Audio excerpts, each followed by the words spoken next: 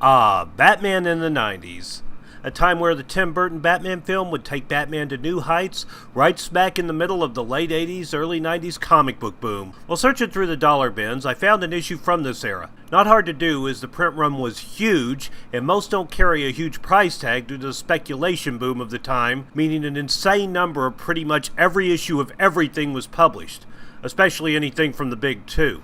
But still, many dollar bins don't carry a lot of the big two Batman titles, as the popularity of the character ensures that they can still get rid of them for more than $1.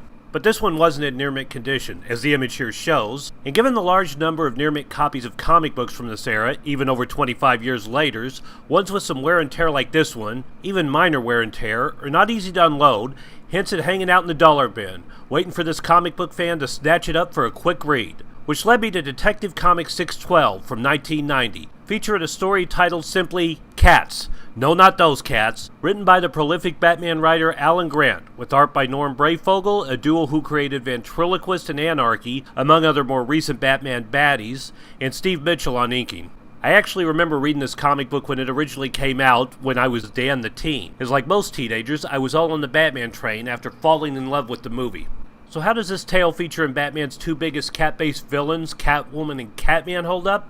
Honestly, not as good as I remember it, but it's still a fun read. Despite the cover, which is awesome by the way, this is not in fact a tale of Catwoman and Catman teaming up to take on Batman. Like many comic books, the cover is misleading. What we get instead is a standalone story of Batman coming across the brutal victims of a mauling by what appears to be a wild animal. Turns out the animal in question belongs to one Thomas Blake, aka Catman. This comic was likely a whole generation's introduction to the character who would rise to arguably the height of his fame over a decade later as part of the comic book Secret Six.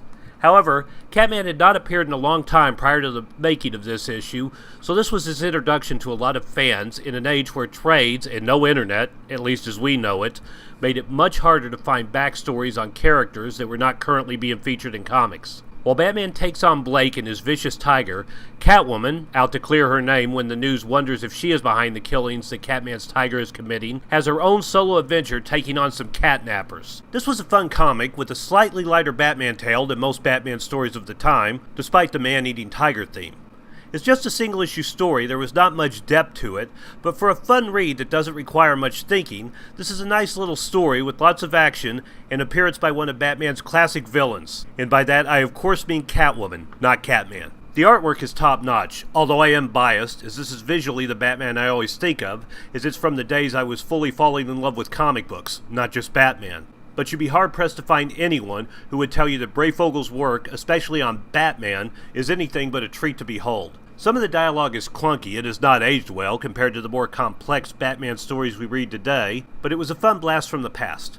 And the many, many ads for baseball cards and Nintendo and Atari video games was a nice trip down memory lane for a 90s teen like myself. Also of some note to some of you is the letter column for this issue.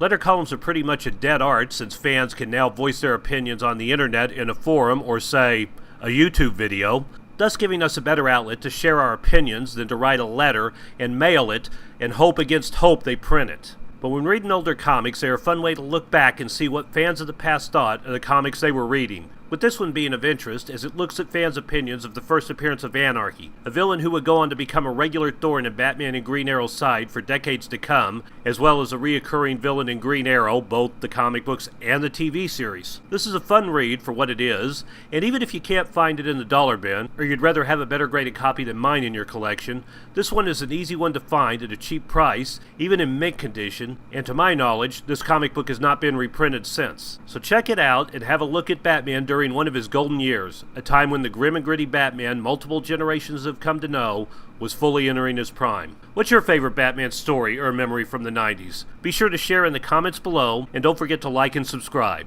I'll be back next week for more Tales from the Dollar Bin. I'm Dan the Man, and I'll see you next time.